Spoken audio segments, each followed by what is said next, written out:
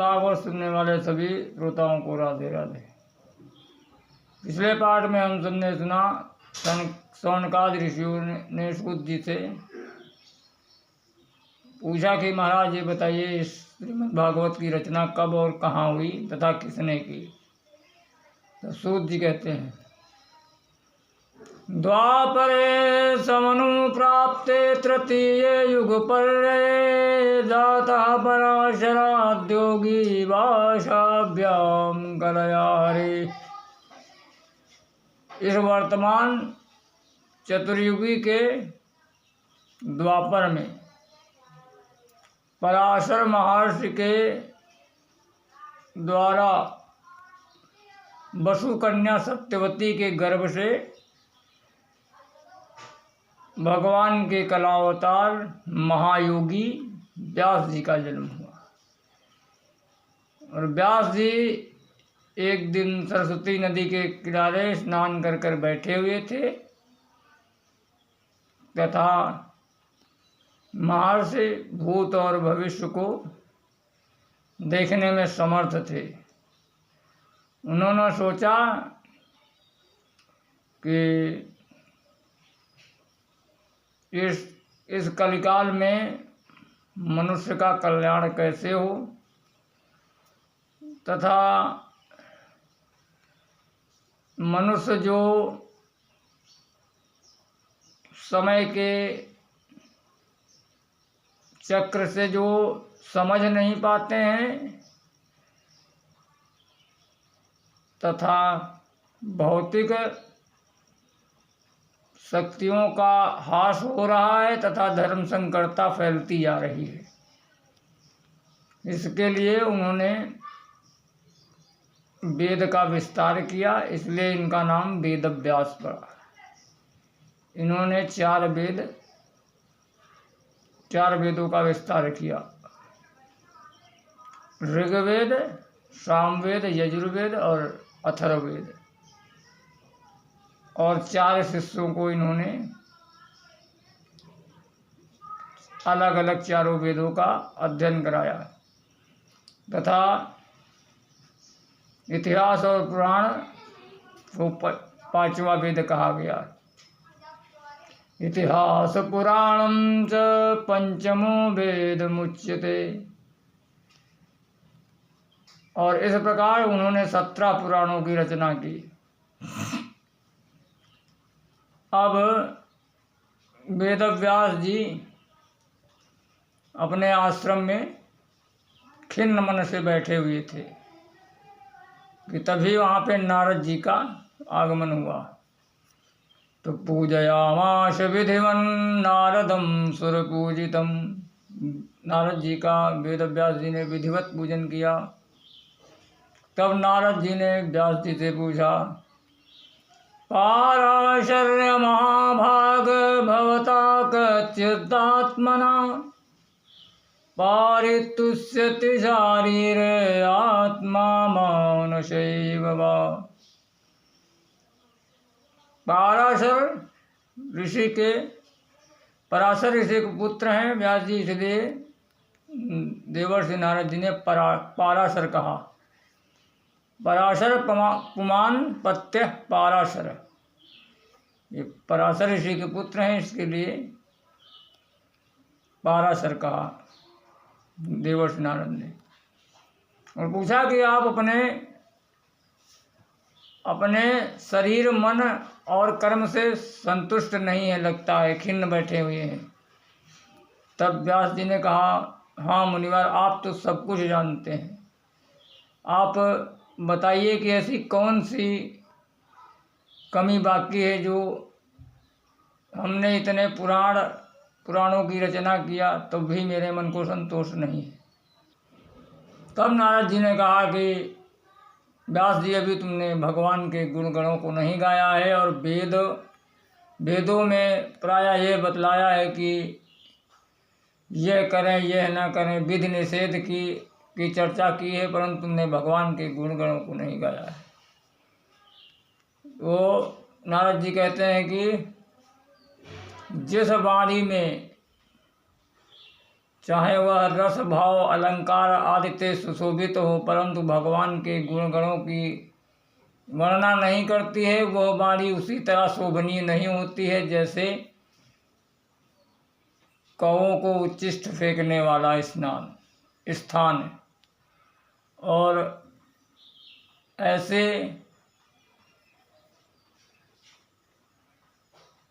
ये जो परमहंस महात्मा हैं, ये हंसों की तरह भ्रमण करने वाले, ये ऐसे विधि निषेध के शास्त्रों में नहीं बैठते हैं। इनको तो भगवान के गुणगणों का गान सुनना होता है।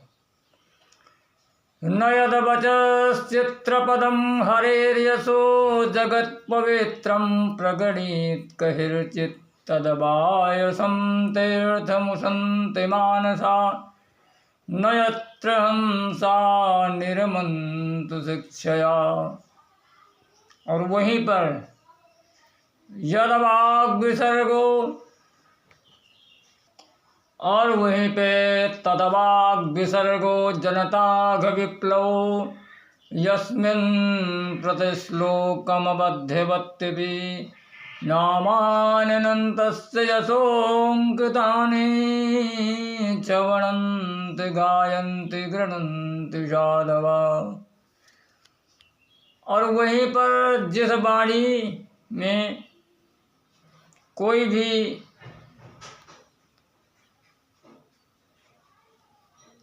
भी रस भाव न हो या अलंकार से सुशोभित न हो तथा अशुद्ध शब्दों से भी युक्त हो, परंतु जिसमें भगवान के गुणगणों की महिमा गाई जाती है, वो जगत को पवित्र करने वाली होती है तथा उसी को साधु लोग गाते और श्रवण करते हैं। श्रवणन्ति गायन्ति गृह्णन्ति साधवा। इसलिए व्यास जी आप भगवान के गुणगणों की महिमा करो, गाओ। तब नारद जी ने अपना पूर्व का चरित्र सुनाया, पूर्व जन्म का। नारद जी कहते हैं कि अहम पुरातीत भवम भवे मुने दास्यास्तु कस्याचन वेदवादिना। मैं पूर्व जन्म में एक दासी का पुत्र था और मेरी माँ वेदवादियों के यहाँ सेवा करती थी, वेदवादी ब्राह्मणों के यहाँ सेवा करती थी। तो जब मैं 5 वर्ष का था तो एक बार हमारे नगर में संत महात्मा की टोली आई और उन्होंने चतुर्मासा वहीं पे किया। तब उनकी सेवा में हमको भी लगा दिया गया और मैं भी उनकी सेवा करने लगा। कहीं संविदा ले आता, कहीं थोड़ा बहुत काम कर देता और उनसे जो भोजन प्रसाद संत महात्माओं से मिलता वही मैं खा लेता। तो उच्चिष्टलेपाननुमोदित दुजय सकतस्म भुंजय तत्पाद किल्बिषा। उन संत महात्माओं के महाप्रसाद से हमारे जो पाप की राशियां थी वो भस्म हो गई और हमारा मन शुद्ध हो गया और धीरे धीरे मैं भी उनके साथ कीर्तन करने लगा। अब जब चतुर्मास पूरा हुआ तो सभी लोग जाने लगे, तब मैं भी दुखी हुआ और मैंने उनसे कहा कि प्रभु हमको भी साथ ले चलिए। तब महात्माओं ने कहा बेटा अभी तुम्हारी उम्र नहीं है, अभी तुम छोटे हो और मैं तुमको ये मंत्र दिए देता हूँ, इसी का जाप करो और जब समय आएगा तो भी तुम खुद अपने बड़े हो जाओगे और जंगल को आ जाना और वहीं पे भगवान का भजन करना। ऐसा कहकर संत महात्मा चले गए। तो जब संत महात्मा चले गए तो मैं जो मंत्र दिया था उसी का जाप बैठे बैठे करता रहता था। तो एक दिन क्या हुआ, मेरी माँ शाम के समय में गाय को दोहने गई और वहीं पे सांप छू गया और मेरी माँ का देहांत हो गया। तो मैंने अनुग्रह मन माना प्रातिष्ठो दिशपुत्तरम। और मेरी माँ को जब सर्प ने छू लिया तो मेरी माँ का प्राणांत हो गया और मैंने भी सोच लिया कि भगवान की कृपा है और मैं तुरंत उत्तर दिशा की ओर चल दिया और जंगल में जाकर वहाँ मैंने समाधि लगाई और भगवान का कीर्तन करने लगा तो एक क्षण के लिए भगवान की छवि हमारे हृदय में आई और आकर भगवान ने अपनी छवि को तुरंत ही तिरोहित कर गया। तो मैं झटपटा के इधर उधर देखने लगा, परंतु वो दोबारा ध्यान में नहीं आई। तब मैं जोर जोर से रोने लगा। तब नारद जी कहते हैं कि तुरंत ही आकाशवाणी हुई और आकाशवाणी ने कहा, अभिपक्व कषायाणाम दूरदर्शो वहम कुयोगिनाम। बेटा, अभी तुम जैसे अधकचरे योगियों के लिए मेरा दर्शन बहुत ही दुर्लभ है तथा अभी तुमको अगले जन्म में दर्शन जरूर होगा। इस प्रकार आकाशवाणी शांत हो गई तथा मैं दोबारा ध्यान करके फिर भगवान का समाधि में ध्यान करने लगा और कुछ समय के बाद प्रलय हुई और मेरा शरीर छूट गया तथा जब समस्त संसार की लय हुआ तब मैं भी संसार के साथ ब्रह्मा जी के पेट में चला गया। और जब दोबारा सृष्टि का शुभारंभ हुआ तब फिर मैं ब्रह्मा जी के पुत्रों में 10वें पुत्र के स्थान पे प्रकट हुआ और इस प्रकार मैंने संतों की सेवा का जो प्रसाद था वह मैंने आपको सुनाया। तो आप भी भगवान के गुणगण गाइए और अपना भी कल्याण और सभी संसार का कल्याण कीजिए। इतना कहकर नारद जी चले गए।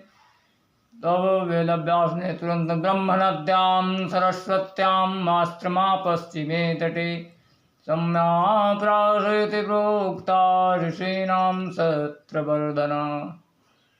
तब व्यास जी ने ब्रह्म जो सरस्वती नदी थी उसमें स्नान किया और अपने सम्याप्रास आश्रम में बैठकर भगवान का स्मरण करने लगे और भागवत के श्लोक स्फुटित होने लगे तथा सामने ही गणेश गुफा है और गणेश जी लिखने लगे और व्यास जी बोलते जा रहे हैं और गणेश जी लिखते जा रहे हैं। इस प्रकार ये श्रीमद् भागवत महापुराण 18,000 श्लोकों का ग्रंथ प्रकट हुआ। तब जब ग्रंथ प्रकट हुआ तो व्यास जी ने सोचा कि ये परमहंसों की संहिता है, इसको सुनने वाला भी, इसका पात्र भी परमहंस ही होने चाहिए। तब उनके मन में आया कि अरे जो मेरा बेटा था उससे बड़ा परमहंस कौन होगा, और वो तो पैदा होते ही जंगल को चले गए, उन कहाँ मिलेंगे। तब व्यास जी ने अपने दो चेलों को दो श्लोक रटाया और कहा कि जंगल में जाओ और गुनगुनाते रहना, वहाँ पे मेरा बेटा मिल जाए तो उसको सुना देना। तब इस प्रकार दो जो चेला थे उन्होंने जहाँ सुखदेव जी समाधि लगा के गुफा में बैठे हुए थे वहीं पे चेलों ने पहला श्लोक सुनाया।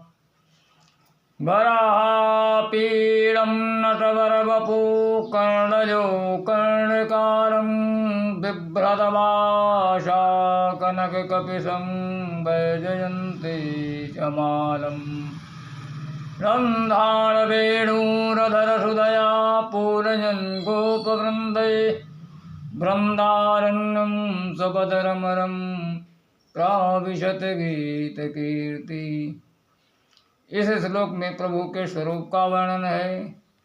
भगवान मोर के पंखों का मुकुट लगाए हुए और कानों में कनेर की माला तथा भगवान के शरीर पे पीताम्बर फहरा रहा है और वो ओठों पर बांसुरी सुशोभित शोभायमान है तथा गायों को चराते हुए वृंदावन में प्रवेश कर रहे हैं, अपने गोप ग्वालों द्वारा अपनी कीर्ति का गान सुनते हुए। इस प्रकार जब सुखदेव जी ने सुना तो सोचा कि भाई ये रूप तो बहुत अच्छा है, लेकिन और जो जितना सुंदर होता है उतना ही उसके नखरे होते हैं। इसके लिए हमको इनके चक्कर में नहीं पड़ना है और हमें ब्रह्म का चिंतन करना है तथा दोबारा फिर समाधि लगाने लगे। तब दूसरा श्लोक शिष्यों ने सुनाया। अब अगले पार्ट में राधे राधे।